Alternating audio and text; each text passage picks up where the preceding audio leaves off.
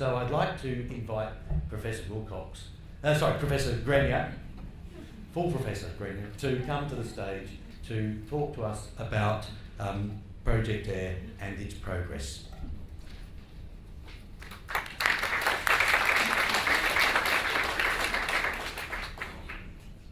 Thanks, Jonathan. I'd also like to acknowledge the traditional owners, past and present, and also any Aboriginal people here today.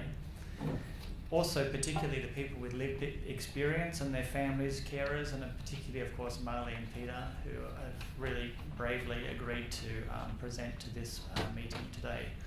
Also like to acknowledge the Mental Health Commissioner. Thank you so much for attending, and also to the CEO of the Mental Health Care of New South Wales, Jonathan Harms, for the lovely introduction as well. And also, of course, our friends from the Hunter and Chris Wilcox. 20 years ago when we set up our service, we picked up the phone and talked to Chris. You can see what a great therapist he is, but it's fantastic to have your wisdom still being present in this work that we're trying to do. So the title of my talk is really about what is BPD and how can it be treated, and that's really what I'm going to be focusing on for this 15 minutes. Really, personality disorders, I think it's fair to say that it really is a mental health priority area. This is a paper that we've just published in the Australian New Zealand Journal of Psychiatry. We do need to have a national approach. I think there are good things that are happening in New South Wales. There are some good things happening in Victoria, for example. Some other states and territories are starting to get on board, but I think there's a really growing need to have a national approach. And I think the kinds of things like the Mental Health Professionals Network, which is being launched here today, really provides us additional opportunities to really ensure that we get the right messages and the right kinds of compassionate care and understanding of the disorder across Australia. One of the big issues, of course, for us really is also early intervention for young people. Personality disorders tend to start to develop in we're working with schools at the moment, and the school counsellors are talking about people in their late primary school and early secondary school starting to develop issues. We've got problems with self-harm, we've got problems with emotional dysregulation in young people, and the opportunity to intervene early with these psychological approaches I think is particularly important. Also, the focus on consumers, carers and families, and this is a great theme I think that will come through a lot of the presentations today, but in the past I think family members were also stigmatised, but now we know that actually we need to support them and help them because they are also really an important part of the journey of people's recovery. If you do want to learn more about Project AIR, the best place to go is the Project AIR strategy website, and that's the link to it. There's a lot that we could talk about, but the focus of today is not so much on what Project AIR is doing, but more about what BPD is and how it can be treated. But I would recommend that you have a look at some of our videos, some of our lived experience stories, and some of the treatment guidelines that we have there for you. So understanding diagnosis, where did this word borderline come from? Well, it actually comes from the idea that this group of clients was recognised as being on the borderline between neurosis and psychosis. This is an article back in 1938. And that is that people can present with both depressive experiences and anxiety experiences, but at the same time they can be very severely unwell and can have some psychotic-like symptoms. So it really is a combination of those kinds of broad spectrum of issues that really has identified this group of clients. In DSM-5, the alternative version at the back, and now increasingly ICD-11, which should come out next year, there's really a focus on two core issues as being principal for personality disorders. One is difficulties in understanding yourself, identity integration, self-concept, and that influences self-direction of life goals. So often we have people with personality disorders really not knowing where they want to go in life and having difficulties with motivation and getting up and getting on with their life. And part of that is part of the difficulties in understanding yourself as a person.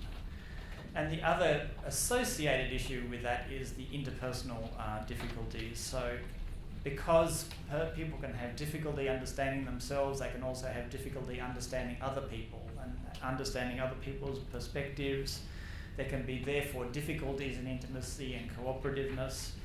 And these are all of the kinds of things that the evidence-based treatments really try and address, trying to help the person to understand themselves better and how to understand others. These 9 criteria for borderline personality disorder have been around since 1980, apart from the 9th criteria, which was added in 1994.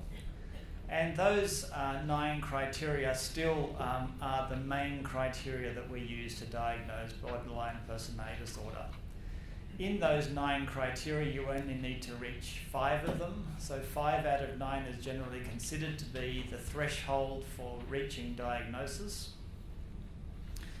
And if you actually have a look at the criteria, you can see that there are a number of, I suppose, core issues in there.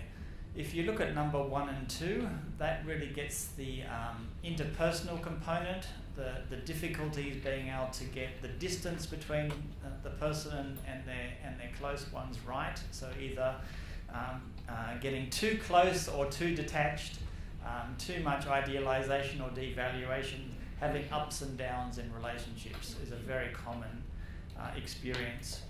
And feeling on edge, that like abandonment and feeling let down by people is a constant kind of issue. And families and carers often talk about feeling like they're also walking on eggshells, and there's a really difficult kind of interpersonal context. But I think the other really important diagnoses in these 9 is number 3 and number 7. So number 3 and number 7 really speak to what we talk about as the identity kind of difficulties.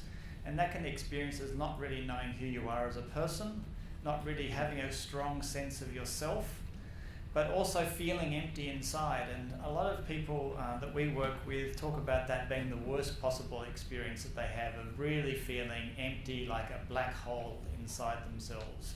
But we need to recognise that young people, as they're growing up, also have risks for experiencing these things. So we need to be very vigilant about young people who experience what we call the AIR or AIR, affect, identity and relationship kind of spectrum of issues.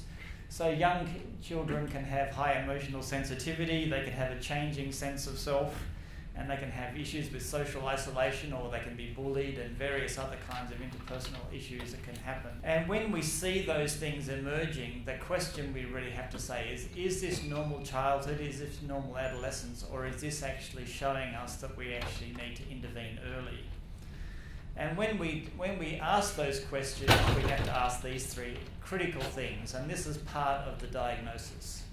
So the question really is how frequent is the behaviour, how much is the person, how frequently is these issues coming up? So if it's daily or weekly kinds of issues, we're much more concerned than if it's once a month or it's happened once in the last year. Secondly, what was the duration? So if these things are going on for months and months and months, and it's a really severe and difficult issue, then we'll be much more concerned than if it's a short-term focal issue around some specific problem. And third, how severe is it? And again, talking about early intervention, one of the issues we've been studying self-harm in schools and looking at the school responses and trying to understand how we can intervene earlier and get school counsellors the support they need. Sometimes schools panic and they see kids with these kinds of issues, and suddenly the police are arriving or the ambulances are arriving and kids are being hauled off and various things like that, which can, I think, be a challenge. I mean, it might get the children the help that they need, but it also might actually increase the severity of the distress and the alarm in their families. In terms of the development of BPD, the science of borderline personality disorder is booming. I've just come back last week from the International Society for the Study of Personality Disorders, and I can tell you that this is a really hot topic in mental health science. So the good news is there's a lot of really careful thinking that's going in from senior scientists across the world. And we really do know a lot more now about the origins and the thinking around borderline personality disorder than we did. Increasingly, we're understanding that it's a combination of both genetics and environment. And like a lot of mental illnesses, some people are born more vulnerable. So at the moment, the thinking is that about 50% of borderline personality disorder is genetically predisposed. So people are born more interpersonally hypersensitive. They feel things more intensely. Their emotions go up and down more fast. And they just feel the emotions around them more intensely. So people, with the disorder often talk about feeling like they have a thin skin, and that they feel things much more intensely, and that the emotions go up and down more quickly. Well, the genetics research seems to support that. It says yes, there are some actual differences in people who have the disorder. But having said that, we also have to acknowledge that challenges in upbringing also have a considerable influence as well. We do know that there are some groups at higher risk. So people who come from, like the stolen generation is not a great example, it's a very poignant example of what can happen when you have a severe disruption of attachment to family, to land and to people. Or people that are refugees from war-torn areas that come to Australia with really challenged ideas about safety and security. People who have issues with their identity, sexual identity, other kinds of issues. People from home stress, breakdown, where there might have been drug and alcohol abuse or domestic violence or sexual abuse. All of these kinds of issues are going to create a higher risk for those people who are vulnerable. We know, of course, that childhood trauma is a big issue. The Royal Commission into Institutional Child Abuse, I think, has brought out a lot of issues that we are now going to be struggling with for the next 20 years or so, or the next generation. I think those issues are really great that we're putting the spotlight on them, but we also need to be aware of what challenges can we address right now. So what works in the treatment of personality disorders? Well, the good news is, I think from 1991 to 1992, there were two major studies that were published. One was the first trial of dialectical behaviour therapy by Marshall Linehan's group in Seattle, and the other was the conversational model, which was done here in Sydney by Russell Mears and his group. And that really, those two studies, I think, really showed us that there were two ways of skinning the same cat, that you could use skills-based behaviour therapy or more conversational, dynamic-based psychotherapy. And generally speaking, what we first discovered back in 1991, 1992 is now born to be true, that those two basic approaches, a group-based skills dynamic approach with dialectical behaviour therapy, or individual sessions with psychotherapy more dynamically, interpersonally based. Both of those two approaches can be very, very effective if you give people a compassionate, the right kind of approach. What we do know, though, is that we're generally getting now a consensus around what effective treatment looks like. And there's 5 key strategies that I think that are really important. The first is that we need to have a structured approach. So we need to have a clear understanding of personality disorder, borderline personality disorder, so we are working from a manualised, structured approach. Secondly, we really do need to help people with the disorder assume control of what they're doing. So to be in control of their treatment, to be in control of their lives, and to be actively making choices. Most of the people with lived experience we talk about say that that's one of the critical issues that really changed the trajectory of their care, when they realised that they had to do some hard work. And being in control and really saying, you know what, I'm the one that actually has to really work hard on my recovery, and I have to do hard things every day, makes a huge difference to the trajectory. We do need to have treatment providers that are people like Chris, that are very, very compassionate and can help people with their emotional life and help them understand themselves, but be very active and responsive and validating. This is not a place for health professionals to sit back and just ask non-directive questions. these don't tend to work. We have to give people a structured, safe, and well thought through environment where we're working on the here and now questions, the problems to deal with daily living, and how to plan for a life that's worth living today, tomorrow, over the next week, and over the next months. So all of the evidence-based therapies take an approach that is based on here and now problem solving in the present. And the last thing, of course, is that treatment providers need to discuss their cases with supervisors, with clinicians, with a peer consultation group. And I think also the Mental Health Professionals Network might also have some role to play in connecting clinicians together. So in 2012, we had the National Health and Medical Research Council put out treatment practice guidelines, which can remain, and there's copies out there for you to take if you're interested. Is really a great advance, and these are the things that it says. The first point, of course, is that borderline personality disorder is a legitimate diagnosis for healthcare services, that we should be offering structured psychological therapy, that therapy should mostly be in the community. Drugs are not the treatment of choice because they don't have primary efficacy for personality disorders, and that we should be offering people a choice. We do have choices, and the opportunity to make sure that we tailor the right therapy to the right person to meet their needs, I think is the challenge. We should be offering families and carers support, and we should be very vigilant about trying to intervene early with young people. We don't want young people with emerging personality disorders dropping out of school, developing more severe difficulties because they were not picked up early enough and given the kinds of skills and care that we know. Having said that, it is a big issue. So mental health inpatient units and hospitals and emergency departments, when you look at the people presenting with mental health problems, about 20 to 25% are people with personality disorders. We do need to have stepped care approaches.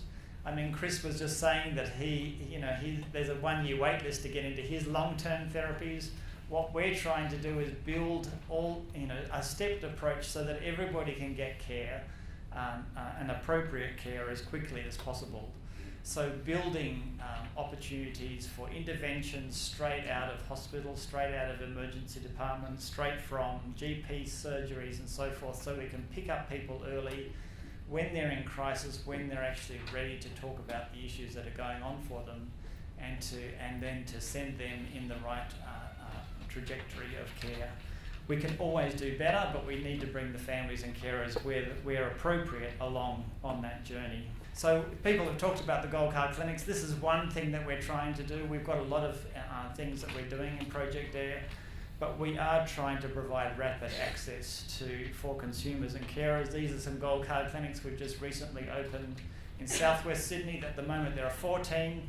There are 19 that will be opening soon, and as we go across the state, we'll have more and more opportunities, I think, for personality disorder specific treatment programs that will help to plan people and get both the brief, short-term, medium, and then long-term treatment that they need. We need to guide people through the steps, so Project AIR has also developed treatment guidelines. These are also available from our website, but we really need to look at every opportunity that we have to intervene, from schools, from GPs, from people in crisis, looking at working with families and carers, and also how we can think about better care and better opportunities for the whole of the community. Why would we want to do this? Well, of course, treatment works, and that's the good news. Not only does it work, but it's also cost effective. So this is the study that we've just recently published on the cost effectiveness. I think it's a pretty obvious story, but it's one that we need to continuously remind funders of care and medical administrators around. If you invest in these kinds of services, you will actually save money. And the evidence from across the world, when we looked at all of the cost-benefit studies across the world of implementing good evidence-based treatments for personality disorder, is that you save about $3,000 American per patient per year for implementing services that are actually effective, because you take people out of inpatient units, you take them out of the emergency department, and you actually get them back into jobs, get them back into work, and stop them from draining continual mental health resources. And the benefits of offering evidence-based therapy compared with just any kind of treatment is also really obvious. And so I think these are, obviously economic arguments, but we obviously need to think that behind that is great benefits for clients. So I think I'll finish there, because we now are going to, Fiona's going to be talking about some of the lived experience stories that we've been learning from our research. But here's the opportunities for keeping in touch with us. And we do have a big conference coming up in November. If some of you are really interested in getting more detail of what we're doing and some hearing from some international experts, then that's also available. Thank you.